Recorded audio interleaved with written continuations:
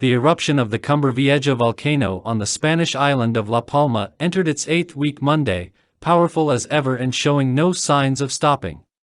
From its official Twitter account, In Vulcan, the Canary Islands Volcanologist Center, reported lava and huge plumes of smoke and ash have been spouting from the crater all day.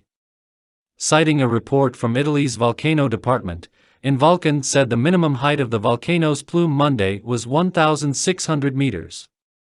The eruption has alternately surged and ebbed since September 19 and scientists say the eruption could last for up to 3 months. But experts have said that predicting the end of the eruption is difficult because the lava, ash, and gases coming to the surface reflect complex geological activity happening deep inside the Earth, far from the reach of currently available technology. An area of more than 8,200 hectares between the Cumbre Vieja volcano and the Atlantic Ocean has been declared off-limits.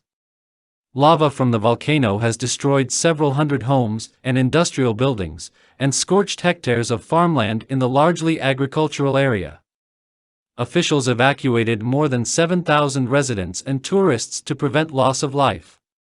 The previous eruption on La Palma happened 50 years ago and lasted about 3 weeks. The island of roughly 85,000 residents is part of Spain's Canary Islands off the northwestern coast of Africa.